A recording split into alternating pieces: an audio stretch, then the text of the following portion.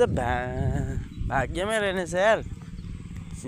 ऊ त्यहाँ बसेको भए हुने रहेछ, यो ट्र्याक्टर भएकोमा म ल्यान्ड गरेको हेर्नु पाउने रहेछु। झन् ल्यान्ड गरेको हेर्नु पर्यो भनेको हेर्नै पाइएन। अब भनियो भैयालाई, भैया म गएको भनियो। अब हिँडेको म त्यही प्लेन हेर्नु पर्यो, ल्यान्ड गरेको भनेको। सानो अब यता छेउमा बस्नेहरू त भन्दै थियो क्या सुन्दरले ल्यान्ड गरेर यार गाडी, साथीहरू भन्दै थियो। हुन्छ म त निस्केको अब तेजु एयरपोर्टबाट, भैयाहरूलाई छोडियो। ओ आयो त, म गएको ल, म जान्छु अब, आउँदैछु। अब टाइम छैन होइन, डाइरेक्ट रोइङ पुगेपछि एकैछिन। यो हाम्रो तेजु एयरपोर्ट हो होइन। भैयाहरूलाई छोड्यो, म धन्नै बसेँ। म यहाँ 1 घन्टा जस्तो बसेँ, ओर्दर पनि गरेँ, सिगरेट ल्याएँ। यहाँ यो तेजु एयरपोर्ट, मान्छेहरू विश्राम गरिरहेछन्। सबै यत्रो ठुलो छ तेजु एयरपोर्ट। दिस इज प्लेन चाहिँ कहाँ हरायो मलाई भैयाले भने। त्यहाँ रहेछ है प्लेन, त्यहाँ त हेर्नै पाइएन नि हौ, यत्रो गेट रहेछ।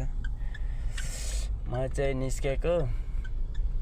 अब साथीभाइहरू प्लेन हेर्नु पाइन्छ अरे, उता अगाडि तिनालीमा गएर उयो हेर्नु भन्दै थियो भैयाले मलाई, मेरो भैयाले मालिकले। त अगाडि तिनाली छ अरे। प्लेन त यहीँबाट नि देखिने रहेछ त जहाँ ठाउँ। मान्छेहरू उत्रिँदैछ होइन, उत्रिँदैछ।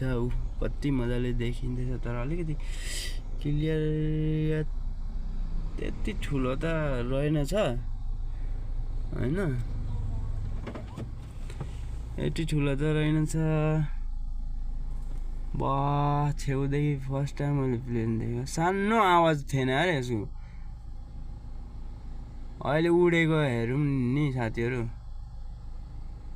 म उडेको पनि देखाउँछु अहिले। जुन अब आउनु चाहिँ यताबाट आएको हो, यस्तो आएर यस्तो घुमायो। अब हाम्रो भैयाहरू जाँदै हुनुहुन्छ,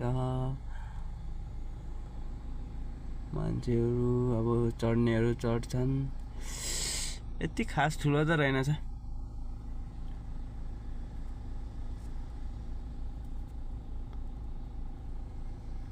यो चाहिँ प्लेनलाई मैले उयो गरेको देखाएँ तेजु एयरपोर्टबाट होइन।